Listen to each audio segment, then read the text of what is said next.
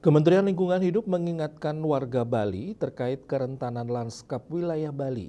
Menghadapi hal ini, kesadaran masyarakat untuk menjaga lingkungan perlu dibangkitkan.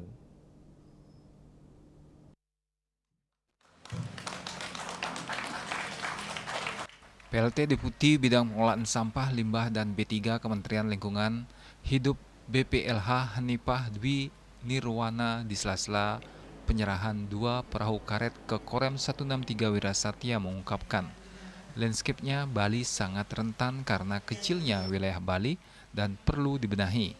Hal terpenting bagaimana menyadarkan diri masyarakat agar menjaga lingkungan. Pihaknya mendorong agar masyarakat Bali menjaga lingkungan sebab perubahan iklim yang didukung faktor sampah dapat membuat daerah semakin rentan, mengingat di penghujung tahun biasanya Bali kedatangan sampah laut. Oleh karena itu, perahu karet bermesin ini juga dapat dimanfaatkan untuk membersihkan sampah.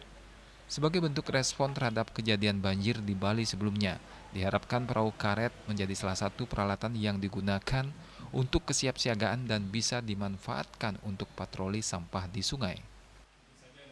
Arahan Pak Menteri kemarin bahwa melihat landscape-nya Bali, kemarin diarahkan untuk segera melakukan penambahan untuk area berhutannya, karena sangat sedikit area berhutannya. Dan kemarin juga tentu teman-teman juga sudah mendengar bagaimana komitmen Pak Gubernur untuk hal ini. Dan dari sisi kami juga sedang menyusun yang KLHS-nya untuk kami mengecek kembali daya dukung daya tampung yang ada. Dan tentunya ini menjadi perhatian penting karena bagaimanapun juga keberlanjutan lingkungan menjadi sangat mendesak untuk menjadi panglimanya di dalam pembangunan.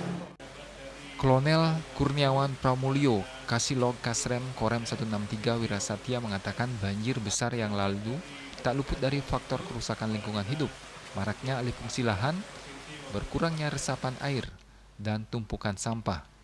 Dengan bertambahnya alat utama, maka penanganan bencana dapat diantisipasi dan ditangani lebih efektif dan efisien. Perahu berbahan bakar solar itu sering dikenal dengan landing crab rubber yang fleksibel pada perairan yang dangkal maupun dalam. Penggunaannya terutama pada saat terjadi bencana, kita akan gunakan untuk evakuasi. Selain itu juga untuk pendorongan logistik ke tempat-tempat yang sulit dilalui oleh jalan darat, untuk pendorongan personil kita untuk membantu di daerah-daerah yang mungkin terisolasi, dan seperti disampaikan Ibu PLT tadi, kita gunakan untuk patroli di wilayah-wilayah yang terdampak apabila banjir. Ia menambahkan untuk keperluan darurat, satu perahu karet dapat mengangkut sampai dengan 10 orang. Rai Suwantara, Bali TV.